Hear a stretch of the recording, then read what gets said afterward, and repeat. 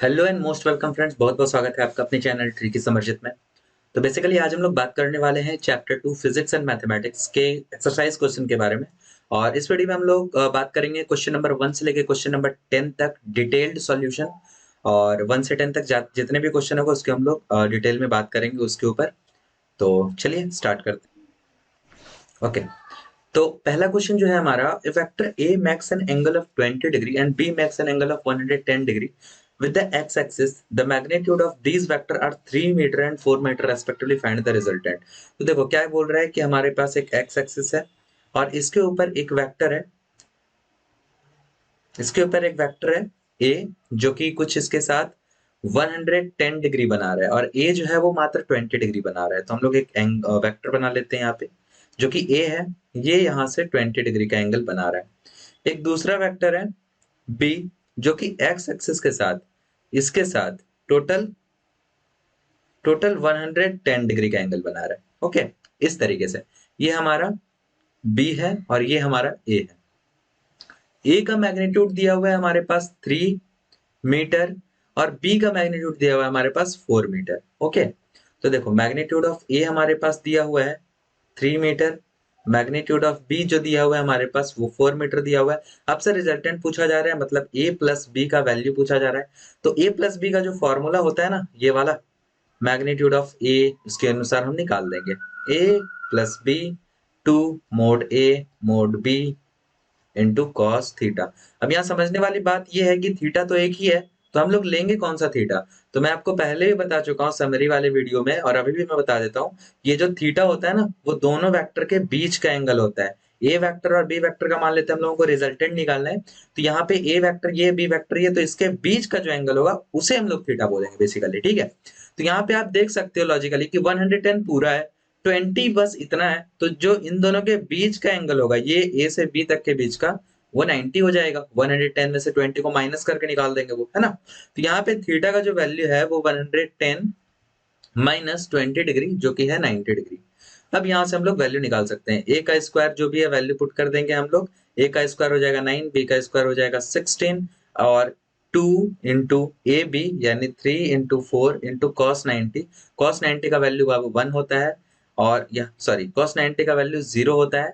यहाँ से हम लोग सबको ऐड कर देंगे, 16 और 9 हो जाएगा हमारे पास 25 और ये सबको मिला के 0 और यहाँ से हमारे पास रूट अंडर 25 जिसका वैल्यू होगा 5 मीटर और ये आपका रिजल्टेंट हो जाएगा। अब बात आती है इसके, ये तो मैग्नीट्यूड हो गया हमारा रिजल्टेंट का। अगर इसके डायरेक्शन की बात करें तो डायरेक्शन का जो tan थीटा का जो फॉर्मूला होता है वो होता है b sin theta by a plus B cos theta. ये हमारा फॉर्मूला होता है tan थीटा का, यानी थीटा यहाँ से निकल जाएगा। अब b sin थीटा, देखो sin थीटा कितना होगा, 90 डिग्री है, तो b sin थीटा का वैल्यू हो जाएगा 1, b इंटू साइन थीटा यानी b इंटू 1, तो b और plus a into b cos theta, b cos theta मतलब 0। अब देखो यहाँ से b का वैल्यू कितना है, तो 4 है और बाय a प्लस ए का वैल्यू कितना है, तो ए का वैल्यू है 3 और ये b इंटू 0 तो 0 ही हो गया। ये 4/3 आ गया, यानी कि अगर यहाँ से हम लोग थीटा निकालना चाहें तो थीटा का वैल्यू कितना हो जाएगा, 10 इनवर्स 4/3। ये आपका थीटा का वैल्यू हो गया। ठीक है, I hope this is clear.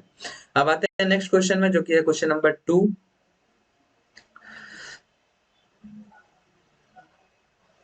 Okay, question number 2 में हमारा कह रहा है कि let a and b be the two vector of magnitude 10 unit each if they are inclined at the x-axis at the angle of 30 degree and 60 degree find the resultant। अब देखो resultant यहाँ पे फाइंड करना है जब दोनों vector यहाँ पे दिया हुआ है आपके पास। तो देख लो, एक वेक्टर है जो कि a है मान लेते हैं और एक दूसरा वेक्टर है जो कि है b और A 30 डिग्री बना रहा है और B यहाँ से 60 डिग्री बना रहा है। A का मैग्नीट्यूड 10 है, B का भी मैग्नीट्यूड 10 है। तो यहाँ पे भी हम लोग वही काम करेंगे। Magnitude of A is equal to हो जाएगा हमारे पास 10 यूनिट। मैग्नीट्यूड ऑफ B अगर निकालना चाहेंगे वो भी हमारे पास होगा 10 यूनिट। अगर थीटा निकालना चाहेंगे तो जस्ट प्रीवियस मेथड से जो हम लोगों ने निकाला रखा था 60 माइनस 30 करेंगे और ये हमारा हो जाएगा 30 degree. I hope this is clear. चलिए ये चीज हमारा हो गया। अब हम लोग क्या करेंगे, अब हम लोग रिजल्टेंट निकालेंगे। रिजल्टेंट कैसे निकालेंगे भाई, तो a प्लस बी का फॉर्मूला लगा देंगे और यहाँ पे हमारे पास a स्क्वायर यानी 10 का स्क्वायर 100 हो जाएगा, प्लस फिर से a स्क्वायर यानी 10 का स्क्वायर 100 हो जाएगा, into 2 into a into b into cos का थीटा, कॉस थीटा यानी कि कॉस 30 डिग्री, और कॉस 30 डिग्री का वैल्यू होता है √3/2। यहाँ से ये 2 कैंसिल आउट हो जाएगा, हमारे पास क्या बचेगा 100 प्लस 100 प्लस 100√3। तो टोटल हमारे पास क्या बच गया 200 प्लस 100√3। अब देखो यहाँ से हम लोग कुछ कैलकुलेट करके भी बाहर निकाल सकते हैं, जैसे यहाँ से दोनों से अगर हम लोग 100 अगर कॉमन ले लें तो यहाँ पे बचेगा 2 प्लस √3। तो अगर 100 बाहर आ जाएगा तो 10 बचेगा, अंडर में बचेगा 2√3। 2√3 कहने का मतलब है 2.1 2.7, 2 प्लस कर देते हैं यहाँ पे, 2 प्लस √3 का वैल्यू होता है 1.73 ऐसा कुछ, और ये हमारा हो जाएगा 10 रूट अंडर 3.73। ये आपका बेसिकली आंसर यहाँ से हो जाएगा, और आप इसे फर्दर कैलकुलेट कर सकते हो, बट आप यहाँ पे भी इसे रहने दे सकते हो। ओके, तो ये आपका रिजल्टेंट हो गया। नेक्स्ट हम लोग क्वेश्चन नंबर 3 के ऊपर बात कर लेते हैं। क्वेश्चन नंबर 3 हमारा है कि ए, बी और सी में से तीनों को ऐड करना है और तीनों का मैग्नीट्यूड 100 है, और तीनों कैसे कैसे इंक्लाइंड है वो आपके पास दिया हुआ है। तो देख लो, यहाँ पे आपके पास एक वेक्टर है जो कि 45 डिग्री से इंक्लाइंड है, तो हम लोग इंक्लाइंड बना लेते हैं। ये हमारा 45 डिग्री से इंक्लाइंड है। एक दूसरा, ये आपका ए है। एक दूसरा वेक्टर है बी जो कि 135 डिग्री पे इंक्लाइंड है एक्स एक्सिस के साथ, तो ये हमारा टोटल 135 है। और एक है हमारा 315 डिग्री, तो कुछ इधर साइड में होगा 315 डिग्री, ये सॉरी यहाँ पे नहीं होगा, ये नहीं होगा, ये हमारा इधर से हम लोग एंटी क्लॉकवाइज में एंगल मेजरमेंट करते हैं, तो यहाँ से हमारा ये एंगल हो जाएगा 315 डिग्री। अब देखो रिजल्टेंट निकालना यहाँ पे कितना आसान है, बहुत ही आसान है। आप सिंपली ये देख लो कि ये जो B है और ये हमारा जो C है, वो दोनों का डायरेक्शन जस्ट अपोजिट है, और आपको पता है कि सभी का मैग्नीट्यूड यहाँ पे 100 है। आपसे मैं एक क्वेश्चन पूछता हूँ, अगर मान लो कि आपका कोई फ्रेंड है B जो कि इधर किसी चीज को खींच रहा है और आपका नाम है C, आप इसको इधर किसी चीज को खींच रहे हो और दोनों 100 न्यूटन का फोर्स लगा के अगर खींच रहे हो, तो ऑब्जेक्ट किधर जाएगा? ऑब्वियसली ऑब्जेक्ट किधर भी नहीं जाएगा, वो बिल्कुल वहीं पे स्टेशनरी मोड में रहेगा, वो उसको कोई इफेक्ट नहीं पड़ेगा, क्योंकि दोनों तरफ से उसको same unit of force, same amount of force खींचा जा रहा है, इसलिए उसको कोई इफेक्ट नहीं पड़ेगा। वही बात यहाँ पे भी है, ये बी और सी एक दूसरे को कैंसिल आउट कर देगा, और सिर्फ हमारे पास जो रिजल्टेंट बचेगा वो सी ही बचेगा। जो भी इफेक्ट डालेगा सी अकेले से डालेगा, सॉरी ये ए अकेले से डालेगा, तो जो भी ए का मैग्नीट्यूड होगा वही रिजल्टेंट हो जाएगा। तो हमारा 100 यूनिट जो होगा वो इसका रिजल्टेंट हो जाएगा। और साथ में इसके डायरेक्शन की बात करेंगे, तो डायरेक्शन का बात करेंगे तो ये जो ए का डायरेक्शन होगा वही इसका भी डायरेक्शन हो जाएगा 45 degree with x axis. I hope this is clear.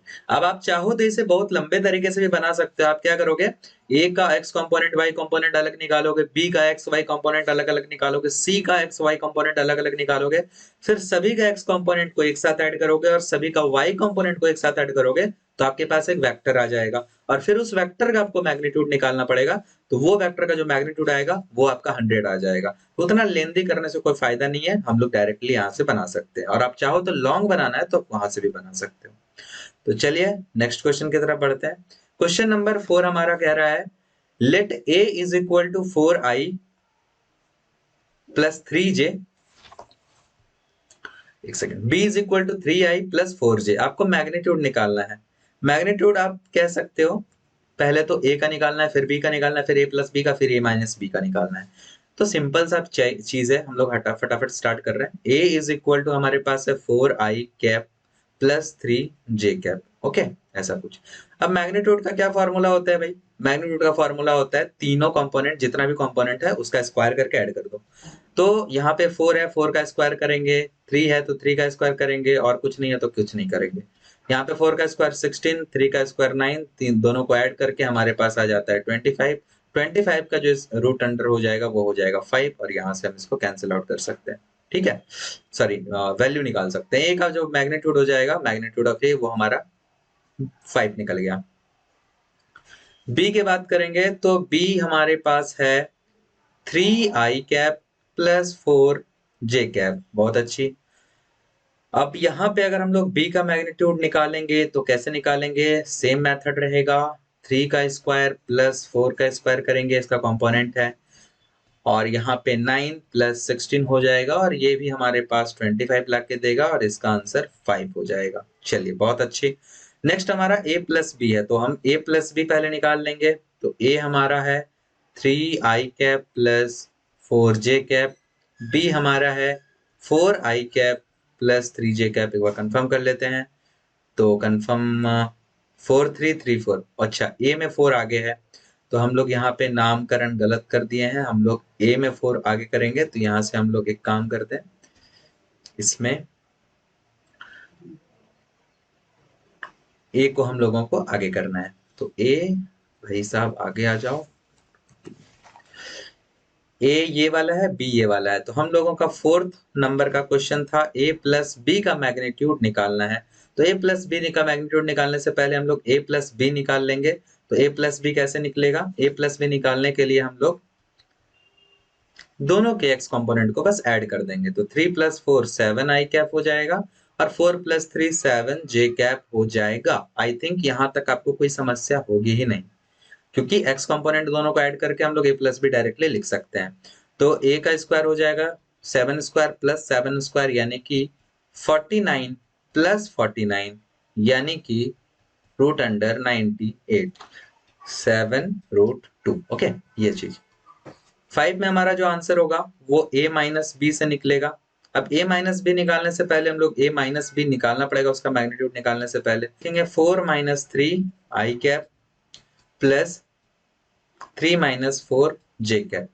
यहाँ पे हमारा आंसर आएगा i कैप, और फिर 3 में 4 को माइनस करेंगे तो माइनस j कैप, ऐसा कुछ। अब मैग्नीट्यूड निकालते हैं a माइनस बी का, तो क्या हो जाएगा भाई? i का कंपोनेंट हो जाएगा 1, इसका स्क्वायर, और फिर यहाँ पे -1 का स्क्वायर प्लस -1 का स्क्वायर, रूट अंडर लगाएंगे। आंसर क्या होगा? 1 और +1, यानी कि √2 आपका आंसर हो जाएगा। चलिए बहुत अच्छा। यहाँ पे हम लोग बेसिकली यहाँ तक सॉल्व कर चुके हैं क्वेश्चन नंबर ये।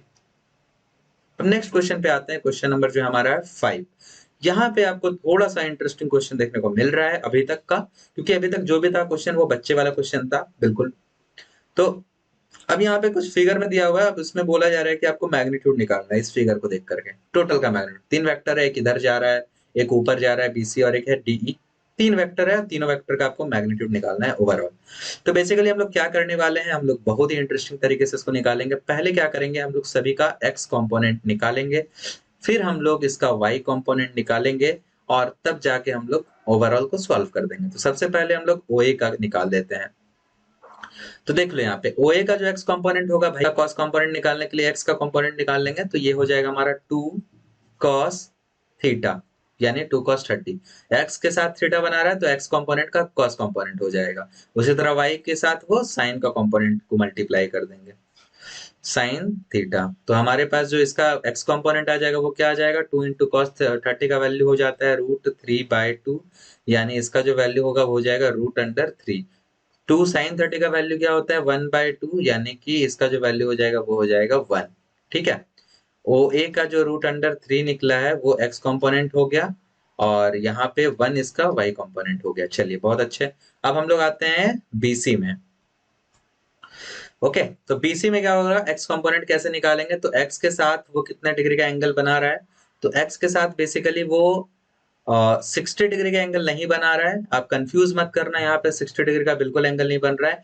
हम एंगल हमेशा एंटी क्लॉकवाइज से नापते हैं, क्लॉकवाइज से नहीं। तो हम लोग इधर से एंगल नापेंगे, तो वो एंगल हमारा 120 हो जाएगा। ठीक है, ये जो हमारा एंगल होगा बेसिकली ये वाला एंगल हम लोग मेजर करते हैं, ये एंगल नहीं मेजर करेंगे। ओके, ये वाला एंगल मेजर करेंगे। जब भी करेंगे एंटी क्लॉकवाइज में मेजर करना होता है हम लोगों को, एंटी क्लॉकवाइज में। ठीक है, इस तरह से करके मेजर करने की गलती मत करना। चलो अब यहाँ से क्या होगा, हम लोग निकालेंगे तो 1.5 कॉस, ये भी देखो कॉस का एक्स का जो है उसी के साथ एंगल बना रहा है। वाई के साथ बनाता तो हम लोग वाई को कॉस का कंपोनेंट लिखते हैं, यहाँ पे एक्स के साथ बना रहा है तो एक्स को ही कॉस का कंपोनेंट लिखेंगे। तो यहाँ पे हो जाएगा एक्स कॉस 20। तो यहाँ पे 1.5 कॉस 120 का वैल्यू हो जाता है -1/2, तो -1/2 इसमें डालेंगे और 1.5 इसका वैल्यू हो जाता है √3/2, ये हो जाएगा हमारा। तो यहाँ पे हम लोग -1.5/2 कर देंगे और 1.5 यानी 0 से इसको कैंसिल आउट करेंगे तो -3/4 हमारा x कंपोनेंट आ जाएगा। यानी कि अगर इसको और शॉर्टेस्ट फॉर्म में लिखें तो -0.75 हो जाएगा। हमारे पास यहाँ पे आया है एक, तो 1.5 इंटू √3/2 हो गया। यहाँ से डेसिमल अगर हम लोग हटा देते हैं तो 3/4 √3 आ जा रहा है। यानी कि हम यहाँ से लिख सकते हैं 3/4 √3 और ये हमारे पास हो जाएगा 0.75 √3। कुछ इस तरह का बात हमारे यहाँ पे हो जा रहा है। तो देखो BC का हम लोगों ने y कंपोनेंट को यहाँ पे कि DE जो है वो x कंपोनेंट पे जो है x एक्सिस जो है उसके ऊपर परपेंडिकुलर है। मतलब DE का x कंपोनेंट नहीं होगा क्योंकि वो उसके ऊपर परपेंडिकुलर है। ठीक है, बिल्कुल 90 डिग्री का एंगल बना रहा है, तो ये बिल्कुल y एक्सिस के ऊपर ही होगा। y एक्सिस के अलोंग इसका कंपोनेंट होगा, x पे कोई कंपोनेंट नहीं होगा। और साथ में आप ये भी देख रहे हो कि y कंपोनेंट में भी नीचे की डायरेक्शन में आ रहा है, जिस y को हम लोग नेगेटिव के नाम से जानते हैं। तो इसका जो y कंपोनेंट में होगा कंपोनेंट वो 1 होगा, लेकिन माइनस में 1 होगा। ठीक है, तो आप बेसिकली चाहो तो यहाँ पे भी कहीं लिख सकते हो, मैं यहीं पे कहीं पे लिख देता हूँ साइड पे। यहाँ पे देख लो आप कि ये जो DE बनेगा, एक सेकेंड, DE जो हमारा यहाँ पे बनने वाला है वो बनेगा x कंपोनेंट में 0 और y कंपोनेंट में इसका -1 बनेगा। ठीक है, यहां तक बातें आपको क्लियर होनी चाहिए। ये जो भी x कंपोनेंट y कंपोनेंट लिखा हुआ है उसका, अब देखो तीनों का x कंपोनेंट हम लोग ऐड करेंगे तो इसका 1.73 माइनस 0.75 और ये 0, तीनों का x कंपोनेंट हम लोगों को ऐड करने का है। ठीक है, रिजल्टेंट निकाल रहे हैं हम लोग, रिजल्टेंट। तो रिजल्टेंट में x कंपोनेंट क्या हो जाएगा भाई, 1.73 माइनस 0.75 और प्लस 0। y कंपोनेंट क्या हो जाएगा, लास्ट वाला तो -1 निकला था, फर्स्ट वाला दोनों चेक कर लेते हैं क्या है वेरीफाई करने के लिए। एक 1 था और दूसरा 1.3 था, दोनों पॉजिटिव में ही था, है ना, 1 1.3। चलिए, एक था 1 और एक 1.3, 1 प्लस 1.3। अब देखो ये 1 से ये 1 कैंसिल आउट हो गया, 1.73 में से 0.75 माइनस करेंगे तो हो जाएगा 0.98 और ये आपका 1.3 आ गया। यानी रिजल्टेंट जो आपका बनेगा वो कुछ बनेगा 0.98 आई कैप प्लस 1.3 जे कैप, ये आपका बन गया रिजल्टेंट। ओके, तो अब इसका मैग्नीट्यूड भी बोला गया है निकालने के लिए। तो मैग्नीट्यूड कैसे निकालते हैं भाई, मैग्नीट्यूड के लिए हम लोग सिंपली उसका स्क्वायर रूट कर देते हैं। 0.98 का स्क्वायर और प्लस 1.3 का स्क्वायर करेंगे। 0.98 का स्क्वायर करेंगे तो आपको पता है 0.9604 होता है और इसका स्क्वायर करेंगे तो 1.69 हो जाता है। दोनों को अगर आप ऐड करते हो तो 4 0 9 6 15 10 6 16 16 112 2.6 और इसका अगर आप बाहर निकालोगे तो 1.6 के आसपास आपके पास आंसर आ जाएगा। तो देखो हम लोगों ने रिजल्टेंट तो निकाल लिया। अब क्या बोला था, एक तो बोला मैग्नीट्यूड निकालने के लिए, वो हम लोगों ने निकाल लिया। एक्स कंपोनेंट वाई कंपोनेंट बोला है, वो भी हम लोग निकाल चुके हैं। ये पूरा ओवरऑल का X component Y component. The angle with the X axis of resultant, अच्छा एंगल पूछ रहा है, तीनों का कंपोनेंट जो हमारा निकला है, सॉरी रिजल्टेंट निकला है, उसका एक्स एक्सिस के साथ क्या डिग्री बन रहा है, कितना एंगल का डिग्री बन रहा है, वो हमसे पूछा गया है। तो ये देखो एक्स कंपोनेंट वाई कंपोनेंट भी हम लोगों का सेकंड क्वेश्चन था, ये हमारा बन गया बी नंबर का और ये हम लोगों ने ए नंबर का बना दिया और सी नंबर का भी हम लोग आराम से बना सकते हैं टेन थीटा वाले फॉर्मूला से। तो यहाँ पे देख लो ये y कंपोनेंट है, ये x कंपोनेंट है, तो tan theta is equal to y by X, यानी बेस बाय परपेंडिकुलर ऐसा समझ सकते हो। तो यहाँ पे बेस बाय परपेंडिकुलर कर दोगे तो आपका आंसर आ जाएगा। y हमारा है 1.3 और ये हमारा है 0.98। यहाँ से अगर आप थीटा का वैल्यू निकालोगे तो tan इनवर्स 1.3 बाय 0.98 आपका आंसर हो जाएगा डिग्री में। चलो, आई थिंक ये आपका क्लियर हो गया होगा। आते हैं नेक्स्ट क्वेश्चन की तरफ। तो ये नेक्स्ट क्वेश्चन आपके पास कह रहा है कि two vector have magnitude 3 unit and 4 unit respectively, what should be the angle between them. दो वेक्टर है, मान लेते हैं कि एक ए वेक्टर है और इसका मैग्नीट्यूड आपके पास है 3 और एक वेक्टर जिसका बी है, मैग्नीट्यूड उसका है 4 यूनिट। बोला जा रहा है कि अगर उसका रिजल्टेंट पहले केस में, एक केस में उसका जो रिजल्टेंट है यानी a प्लस बी जो है उसका मैग्नीट्यूड 1 होता है तो एंगल कितना होगा। तो सिंपल सा क्वेश्चन है, ये आप खुद से भी कर सकते हो, बट यहाँ पे देख लो a स्क्वायर, इसका रिजल्टेंट का फॉर्मूला लिखेंगे b square plus 2ab cos theta is equal to 1 हो जाएगा। और अब यहाँ पे सबका वैल्यू पुट कर दो। a का स्क्वायर हो जाएगा 9, b का स्क्वायर हो जाएगा 16 प्लस 2 इंटू a आपका 3 है, b आपका 4 है इंटू कॉस थीटा, और ये आपका 1 के बराबर है। इधर से स्क्वायर रूट हम लोग उठा के उधर कर देते हैं तो उधर स्क्वायर हो जाएगा, बचेगा क्या इधर 25 प्लस 6 4 जा 24 कॉस थीटा, ये आपका इधर 1 बचेगा। अब देखो 25 प्लस, ये इधर स्क्वायर कर देते हैं, 25 plus 24 cos theta is equal to 1। यहाँ से हम लोग क्या कर सकते हैं, 24 कॉस थीटा यहाँ पे है, 25 को उधर ले जाते हैं तो 25 1 में माइनस हो जाएगा तो ये बचेगा -24, और यहाँ से कॉस थीटा का जो वैल्यू निकलेगा वो निकलेगा -1, और थीटा का वैल्यू -1 कब होता है, जब कॉस थीटा का वैल्यू 180 डिग्री हो जाता है। तो देखो फर्स्ट वाले के लिए हमारा एंगल निकल गया 180 डिग्री, ठीक है। बी नंबर पे आते हैं जब रिजल्टेंट हमारा 5 हो। तो देखो यहाँ पे हमारे पास क्या गिवन था कि मैग्नीट्यूड ऑफ ए 3 है, मैग्नीट्यूड ऑफ बी हमारे पास 4 है, और हमें बोला जा रहा है कि अगर क्वेश्चन नंबर बी जो था मैग्नीट्यूड ऑफ रिजल्टेंट जो है वो हमारा अगर 5 होगा तो एंगल कितना होगा। तो रिजल्टेंट का भाई साहब फॉर्मूला यहाँ लगा देंगे, तो क्या हो जाएगा 3 का स्क्वायर होगा प्लस 4 का स्क्वायर होगा plus 2 into 3 into 4 into cos theta हो जाएगा, और ये आपका 5 के बराबर होगा। इधर से हम लोग स्क्वायर रूट हटाएंगे तो इधर स्क्वायर चला जाएगा, तो इधर बचेगा हमारे पास 9 16 प्लस 4 3 जा 12 2 जा 24 cos theta is equal to 25, square चला गया उधर तो 25, इधर हो जाएगा 25 plus 24 cos theta is equal to 25, and 25 अगर RHS में जाएगा तो 24 cos थीटा 25 में से 25 को कैंसिल आउट कर देगा, बचेगा 0, और यहाँ पे हमारे पास cos थीटा का वैल्यू आ जाएगा बिल्कुल 0, क्योंकि 0/24 तो 0 ही होगा, और 0 cos का वैल्यू कब होता है, जब थीटा का वैल्यू 90 डिग्री होता है। ओके, ये चीज हो गया। एंड सी था कि जब हम लोगों का जो मैग्नीट्यूड हो वो 7 हो जाए, तो भाई इसके लिए तो कैलकुलेट करने का जरूरत ही नहीं है, एक आपका 4 इधर है और फिर आपका 4 इधर है, 3 इधर है, तब ना ऐड करके हम लोग 7 लिखेंगे, यानी इन दोनों के बीच का जो एंगल होगा वो बिल्कुल पैरेलल वाला होगा, यानी थीटा इसके बीच का 0 होगा। ठीक है, ये समझने वाली बात है। अगर फिर भी आपको कैलकुलेट करना है तो आप ये वाले मेथड से कैलकुलेट कर सकते हो।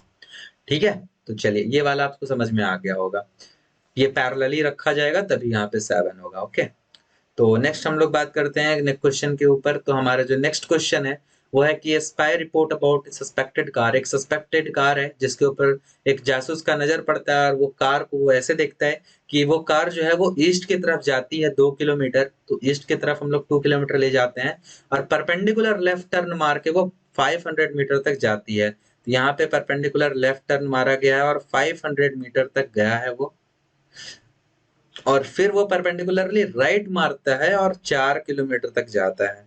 ठीक है, ये परपेंडिकुलर राइट मार के 4 किलोमीटर तक जाता है। आपको बताना है कि जहां से वो स्टार्ट किया था, मतलब इस पॉइंट से जहां पे वो रुका है, इस पॉइंट के बीच का जो रिजल्टेंट होगा वो कितना होगा, ये आपको बताना है, यानी टोटल ये वाला डिस्टेंस आपको फाइंड करना है।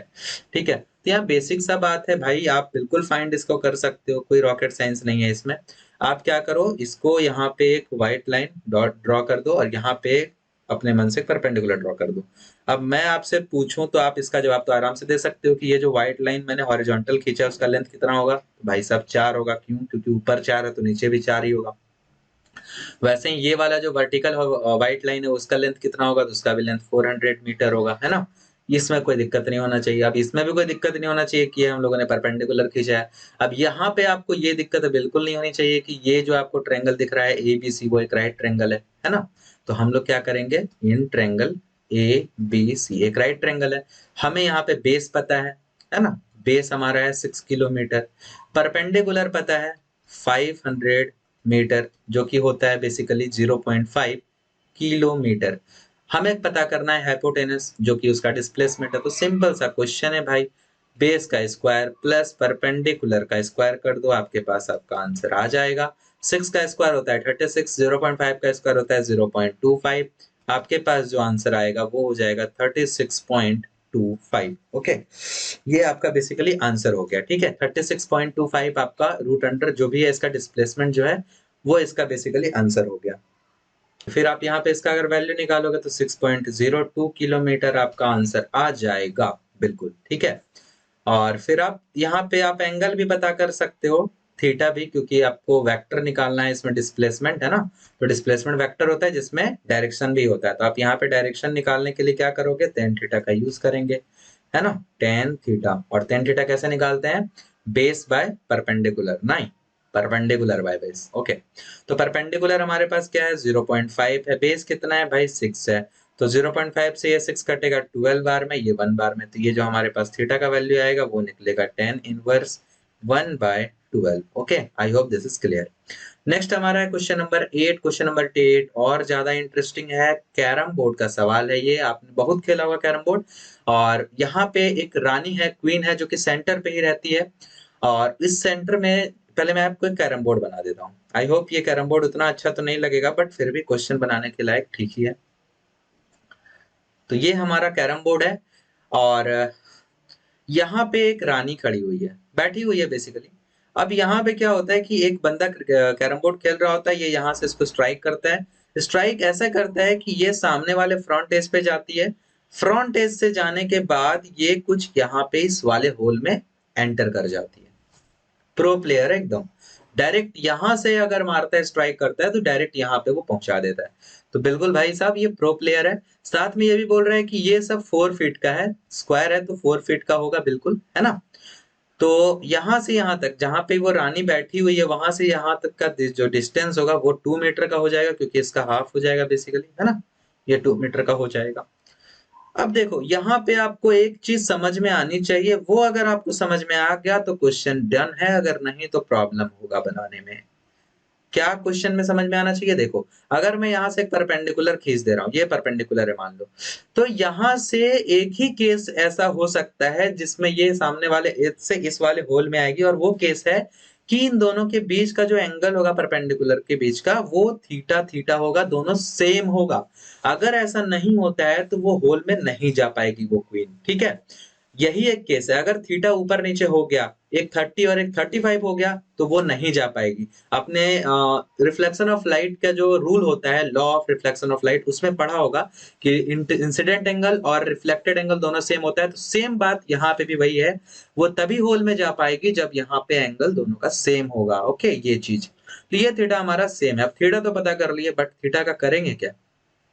थीटा तो तब यूज होता है जब परपेंडिकुलर का काम आता है। तो परपेंडिकुलर तो एक हम लोगों ने खींच रखा है, बट यहाँ पे हम लोग को सिर्फ थीटा पता है और ये लेंथ पता है, बाकी कुछ पता ही नहीं है, और थीटा का भी वैल्यू एग्जैक्ट नहीं पता है। तो हम लोग क्या करते हैं, हम लोग प्रो टाइप का हम भी काम करते हैं, क्योंकि फिजिक्स में तो प्रो है ही।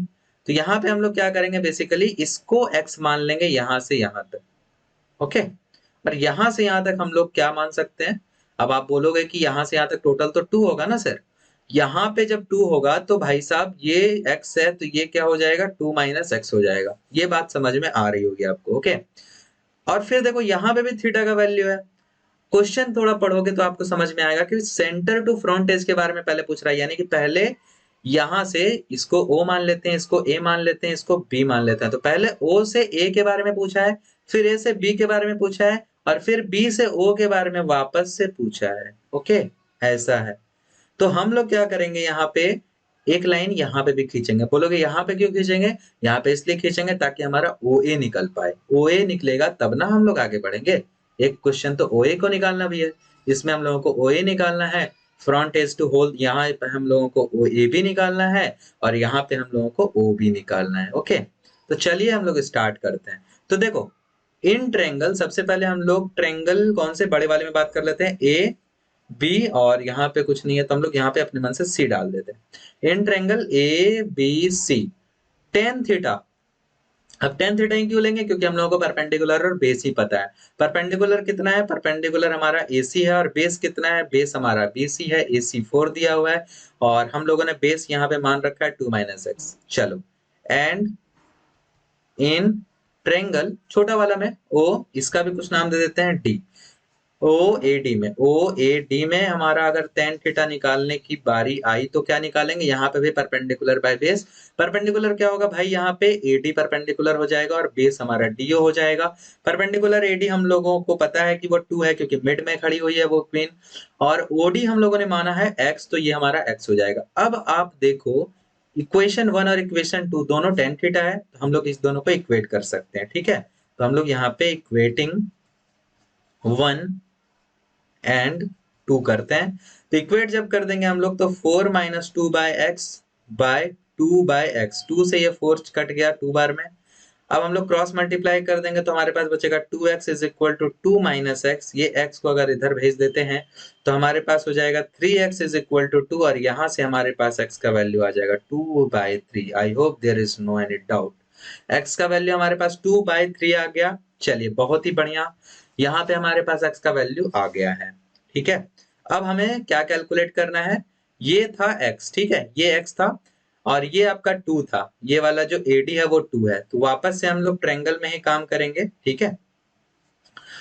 तो यहाँ पे मैं आप लिख देता हूँ, जैसे दूसरे स्लाइड में जा रहे हैं तो हम लोगों को कुछ खास फिगर के बारे में पता नहीं रहेगा, बट यहाँ पे देख लो, हम लोग पहले इस छोटे वाले ट्रायंगल में काम करेंगे। आपको पता है यहाँ पे AD 2 है और OD 2/3 है, यहाँ AO निकालना है। तो हम लोग इन ट्रायंगल AOD, जिसमें AO आपको पता करना है, OD आपको पता है 2/3 है, और AD जो है वो है हमारे पास 2। तो AO जो है वो हाइपोटेनस का काम कर रहा है यहाँ पे, तो हाइपोटेनस कैसे निकलता है, तो 2/3 का स्क्वायर और प्लस 2 का स्क्वायर करने पे निकलता है।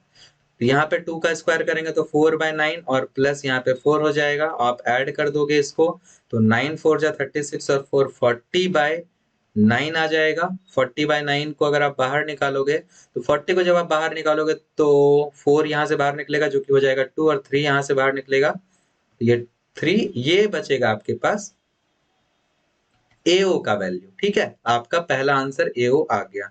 दूसरा आंसर हमारा था, क्या निकालना था, दूसरा आंसर हम लोगों को निकालना था AB। AB कहाँ है भाई, देख लेते हैं। अच्छा ये AB है, तो हम लोग अब ABC ट्रायंगल में लेंगे। ABC में क्या पता है आपको, 2 माइनस एक्स पता है। 2 माइनस एक्स यहाँ से हम लोग एक काम करते हैं, कैलकुलेट कर ही लेते हैं।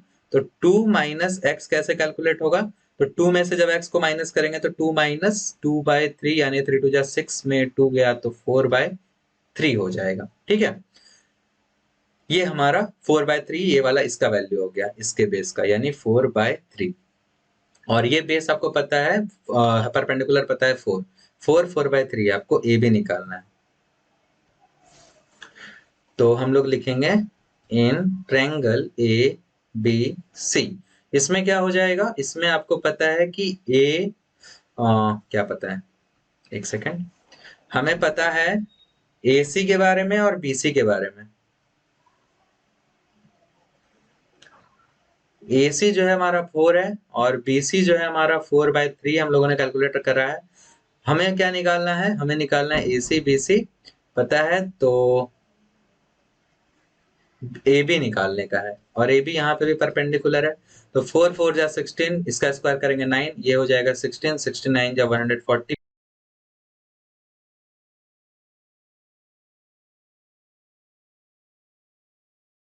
ये फ्रंट एज से लेकर के होल तक के बीच का डिस्टेंस। अब सेंटर से लेकर होल तक के बीच का डिस्टेंस पूछा जा रहा है, यानी इस वाले से लेकर के यहाँ तक के बीच का आपसे डिस्टेंस पूछा जा रहा है। अभी यहाँ पे देख लो, अगर हम लोग एक ट्रायंगल यहाँ पे बना लेते हैं, ये वाला, तो यहाँ पे आप देख सकते हो कि ये जो है हमारा 2 है और ये टोटल ये भी 2 है, तो जब ये भी 2 ये भी 2 तो ये क्या हो जाएगा 2√2, है ना। आप कर सकते हो थर्ड वाले में, इन ट्रायंगल, कौन सा ट्रायंगल था, इसमें आप देख सकते हो कि हम लोगों ने कहा रखा था, नाम नहीं लिखा था ना हम लोगों ने, नाम लिख देते हैं हम लोग। ये O है, यहाँ पे हमारा B हो गया ना, E लिख देते हैं, तो OBE में इन ट्रायंगल OBE, इसमें हम लोग क्या कर रहे थे, OE पता था हमारे पास 2, BO पता था नहीं, BE पता था हमें 2, तो OE कैसे, OB कैसे निकालेंगे, दोनों का स्क्वायर 4 + 4 और रूट अंडर, ये हमारा बाहर निकलेगा तो ये हो जाएगा 2√2 फीट। ओके, इस तरीके से हम लोग निकालेंगे। तो चलो ये था हमारा आज का, और फिर नेक्स्ट क्वेश्चन है क्या? अच्छा, नेक्स्ट क्वेश्चन भी है, 10 तक हम लोग आज करने वाले थे तो 10 तक करेंगे। इस वाले क्वेश्चन में और ज्यादा इजी है, देखो यहाँ पे क्या बोल रहा है, 4 फीट 5 फीट और 7 फीट 4 फीट और 3 फीट हाई का एक बेड है, एक बेड कुछ इस तरीके का।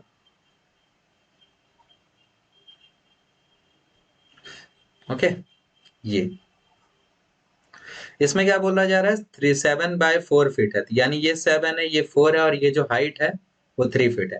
What are the net hole has a hole on a corner of the bed through which mosquito enters through the net and flies to set about opposite। हाँ देखो यहाँ पे क्या कह रहा है कि एक होल जो कि बेड के नीचे वाले कॉर्नर पे है, यहाँ से वो डायगोनली अपोजिट वाले। अब आप बोलेगे कि डायगोनली अपोजिट ये भी हो सकता है, ये नहीं होगा, ये क्यूबॉइड है ना, क्यूबॉइड में डायगोनली अपोजिट इसके जस्ट सामने वाला जा करके यहाँ पे होगा, ये वाले पॉइंट पे, ठीक है, ये वाले पॉइंट पे, ये वाले पॉइंट जो होगा वो इसका डायगोनली अपोजिट होगा। और फिर क्या बोल रहा है, find the magnitude of the displacement of mosquito, mosquito का क्या डिस्प्लेसमेंट होगा। तो भाई साहब क्वेश्चन में ही आंसर छुपा हुआ है, डायगोनल। डायगोनल निकाल दो आप क्यूबॉइड का, हो गया 7 का स्क्वायर प्लस 4 का स्क्वायर प्लस 3 का स्क्वायर। अगर आप इसको फैक्टर के रूप में सॉल्व करना चाहोगे तो आप यहाँ पे देख सकते हो कि 7x में है तो 7i लिखेंगे, 4y कैप में है तो 4 को j लिख देंगे, और फिर 3 आपका z कैप में हो जाएगा। ये हो गया। अब आप इसको डायगोनली आप सॉल्व करो मैथमेटिकली, या फिर वेक्टर का यूज करके सॉल्व करो इसका मैग्नीट्यूड निकालने के लिए, यही चीज निकलेगा, है ना। इसको आप सॉल्व कर सकते हैं, ये बचेगा 49, यहाँ पे आ जाएगा 16, यहाँ पे आ जाएगा 9, और यहाँ पे बेसिकली आप इसे सॉल्व करोगे तो 9 2 जा 18 6 और 24 हो जाएगा, बचेगा 2 4 2 6 1 7 रूट अंडर 74 आपका फीट जो है वो आपका बेसिकली यहाँ पे आंसर हो जाएगा डिस्प्लेसमेंट का। Taking the hole as a origin, अगर होल को हम लोग ओरिजिन मान ले तो length of the bed X axis Y axis and तो भाई साहब यही लिखने बोल रहा है कि एक्स एक्सिस में, वाई एक्सिस में और जेड एक्सिस में इसका कंपोनेंट बताओ। ये हमारा एक्स एक्सिस का कंपोनेंट हो जाएगा, ये हमारे वाई एक्सिस का कंपोनेंट हो जाएगा, ये हमारा जेड एक्सिस का कंपोनेंट हो जाएगा। निकल गया। ओके, चलो नेक्स्ट क्वेश्चन और लास्ट क्वेश्चन आज का बहुत ही शानदार होने वाला है, तो देखते हैं क्या है नेक्स्ट क्वेश्चन में। नेक्स्ट क्वेश्चन है हमारा कि बेसिकली कहाँ चला गया भाई, हाँ, ये आपके पास क्वेश्चन दिया हुआ है कि एक वेक्टर है जिसका मैग्नीट्यूड है a, एक वेक्टर है जिसका मैग्नीट्यूड 4.5 यूनिट है, आपको 3a निकालना है, पहला क्वेश्चन। और दूसरा है कि -4a निकालना है, वेक्टर निकालना है, यानी मैग्नीट्यूड और डायरेक्शन दोनों निकालना है। तो 3a कैसे निकलेगा, 3 इंटू 4.5 कर देंगे, हमारे पास 3a निकल जाएगा, यानी 113.5 हमारे पास निकल जाएगा। और इसका डायरेक्शन देखो, वेक्टर का डायरेक्शन किधर है, नॉर्थ में है, तो इसका भी डायरेक्शन किधर होगा, नॉर्थ, क्योंकि यहाँ साइन चेंज नहीं हुआ है। इतना मैग्नीट्यूड टुवर्ड्स किधर होगा, नॉर्थ में होगा, ठीक है, टुवर्ड्स नॉर्थ। ठीक है, यहाँ पे देखो -4 इंटू 4.5 है, इसको मल्टीप्लाई करोगे 44 4 जा होता है 180, डेसिमल लगा है एक डिजिट के बाद, तो 18.0 यहाँ पे माइनस है। माइनस का मतलब कुछ नहीं, डिस्टेंस डायरेक्शन चेंज होने वाला रहता है। यहाँ पे नॉर्थ में था ओरिजिनल वेक्टर, माइनस से मल्टीप्लाई किया तो ये अपना डिस्टेंस डायरेक्शन सीधा अपोजिट कर लेगा, नॉर्थ का अपोजिट यानी साउथ हो जाएगा। आई होप ये वाला चीज आपको क्लियर हो गया होगा। तो ये था हमारा आज का सेशन, और आई होप ये वीडियो आपको बहुत अच्छा लगा होगा। और इस वीडियो के बाद हम लोग नेक्स्ट वीडियो कल लेकर के आएंगे जिसमें हम लोग 10th के बाद से क्वेश्चन को सॉल्व करेंगे। तब तक के लिए keep learning, keep watching, thank you, bye bye.